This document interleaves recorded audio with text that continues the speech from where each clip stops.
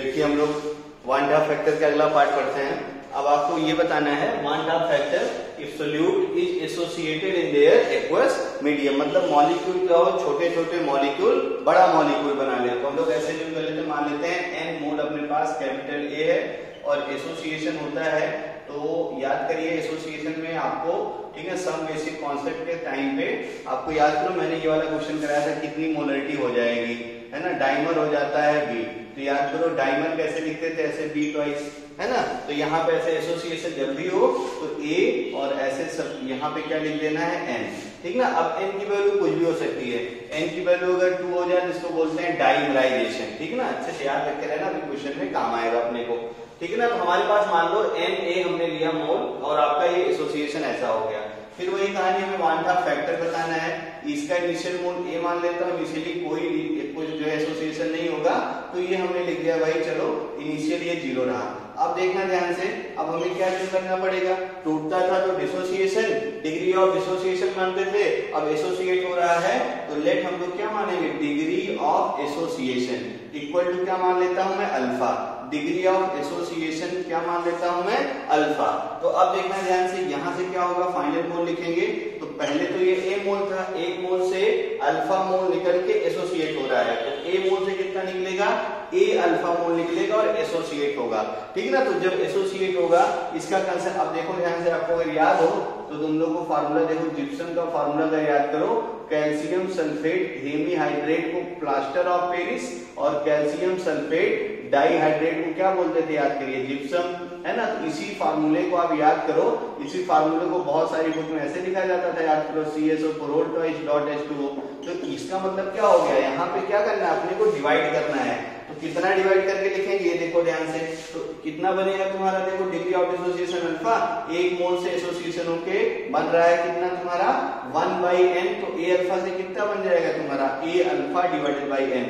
ये चीज बस सीख जाइए, बाकी और कोई दिक्कत नहीं है। देखो एक मोल से ऐसे समझ लो, 1 मोल से कितना मिल रहा, 1/n, तो n अल्फा से जो तुम्हारा n मोल है उससे कितना मिल जाएगा भाई, तो a अल्फा है उससे कितना मिल जाएगा, a alpha divided by n। बस इतना ध्यान में रखे रहिएगा। तो अब हम लोग देखते हैं कि वन हाफ फैक्टर इसका कितना होगा। तो फिर वही कहानी, वन हाफ फैक्टर कैसे निकालते हैं, बोलो, इनिशियल मोल, ठीक है ना, और फाइनल मोल। तो फाइनल मोल देखते हैं पहले, तो फाइनल मोल तो आपने लिख ही दिया है, तो ना वन हाफ फैक्टर यानी I equal to mole final और डिवाइडेड बाई क्या हो गया, देखो, मोल इनिशियल। फाइनल मोल अगर हम देखें तो रिएक्टेंट में देखो a माइनस ए अल्फा और प्रोडक्ट में देखो a alpha divided by n, और इनिशियल मोल की हम लोग बात करेंगे तो इनिशियल मोल आपने क्या माना है, देखो a के बराबर।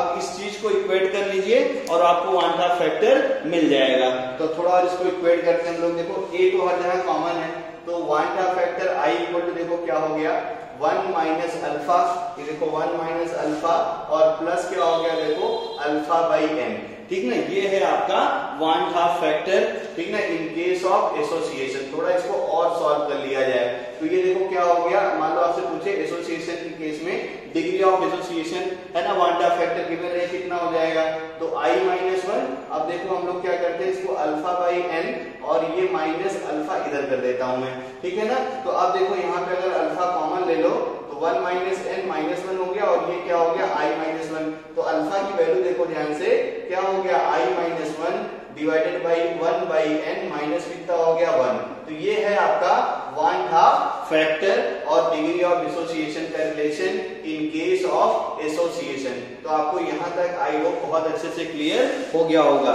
ठीक है ना। तो वन हाफ फैक्टर अगर मॉलिक्यूल एसोसिएशन होता है तो ऐसे सॉल्व किया जाता है, दिमाग में बैठ गया होगा। अब देखना कुछ चीजें यहाँ स्टार बना के नोट कर दे रहा हूं मैं, देखो अगर n की वैल्यू 2 हो जाए, n की वैल्यू, ये वाली वैल्यू 2 हो जाए, यानी मतलब इसका मतलब क्या हो गया कि 2a मॉलिक्यूल मिलके, ठीक ना, a देखो ऐसा हो जाए, तो हम लोग इस प्रोसेस को क्या बोलते हैं, डाइमराइजेशन। इसको हम लोग क्या बोलते हैं, आपसे क्वेश्चन पूछे कि डाइमराइज जो है, डाइमर हो गया, डाइमराइजेज हो गया, तो मतलब क्या हो गया, n की वैल्यू 2, ठीक ना। जैसे आगे करेंगे क्वेश्चन कि आपके पास जैसे बेंजोइक एसिड है C6, है ना, और आपका जो है H जो बना दिया जाए बेंजोइक एसिड, ये देखो ध्यान से C7 था, ये देखो बेंजीन है और बेंजीन में यहाँ लगा दो COH, तो क्या हो गया, बेंजोइक एसिड, ये डाइमर बना लेता है। तो 2 मॉलिक्यूल जब हम लोग लेंगे, ये देखो क्या हो जाएगा, बेंजोइक एसिड एसोसिएट हो जाएगा और ये देखो इसका एसोसिएशन हो जाता है, ठीक है।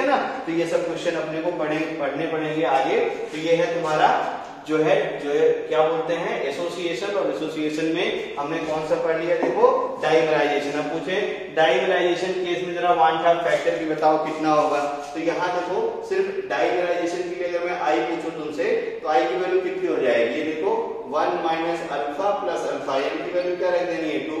अब इसको सॉल्व कर लीजिए, देखो 2 minus 2 alpha plus alpha divided by क्या हो गया 2, ये वन हाफ फैक्टर थोड़ा और इन्वर्ट कर लो, ये देखो क्या हो गया 2, अब 2 माइनस अल्फा और प्लस अल्फा कितना हो गया अल्फा डिवाइडेड बाई, थोड़ा और सॉल्व कर लो तो ये 1 माइनस क्या हो गया देखो अल्फा बाई 2।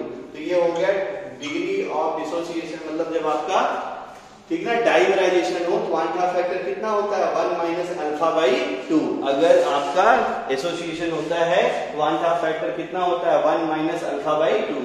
तो आई होप यहां तक भी आपको बहुत अच्छे से क्लियर हो गया होगा, ठीक है ना। तो ये है डिसोसिएशन और ये था तुम्हारा एसोसिएशन। तो यहां तक वन हाफ फैक्टर में कोई दिक्कत नहीं हो रही होगी। अगला केस है अपने पास कि जब भी आपके पास ऐसा कोई सॉल्यूट हो जब आप एक को से मिलाइए, ना ही उसका डिसोसिएशन हो और ना ही उसका एसोसिएशन हो, तो इसके केस में क्या होता है इनिशियल मोल और फाइनल मोल दोनों आपस में सेम होते हैं, वन हाफ फैक्टर कितना हो जाएगा 1। जैसे ग्लूकोज, यूरिया, इन सब के केस में वन हाफ फैक्टर कितना लेना अपने को 1। तो केस नंबर 4 में लिख दे रहा हूं वन हाफ फैक्टर निकालने का, इफ सोल्यूट मॉलिक्यूल जो भी है, if solute molecule neither dissociated और एसोसिएटेड मॉलिक्यूल्स, ठीक है ना, नाइदर डिसोसिएटेड और एसोसिएटेड, नाइदर डिसोसिएटेड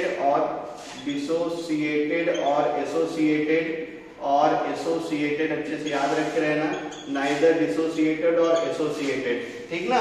तो क्या होता है यानी ये क्या हो गया नॉन इलेक्ट्रोलाइट, इजी करके यहां लिख दे रहा हूं, ऐसे सब्सटेंसेस क्या होते हैं नॉन इलेक्ट्रोलाइट्स, अच्छे से याद रख के रहना, ये सब क्या होते हैं नॉन इलेक्ट्रोलाइट, ठीक ना। तो इनके केस में वन हाफ फैक्टर क्या होता है 1। क्यों होता है 1, because initial mole equal to क्या होता है फाइनल मोल। जैसे इसके एग्जांपल क्या है, तो जैसे तुम्हारा एग्जांपल क्या है ग्लूकोज है ना, यूरिया है, अब असल में इन सब के लिए वन हाफ फैक्टर कितना होता है 1 के बराबर। तो I hope one half factor भी आपको बहुत अच्छे से समझ में आ गया होगा। वन हाफ फैक्टर को कैलकुलेट करने के और सारे तरीके होते हैं, उसका डिस्कशन हम लोग वीडियो के नेक्स्ट पार्ट में करेंगे। Thank you.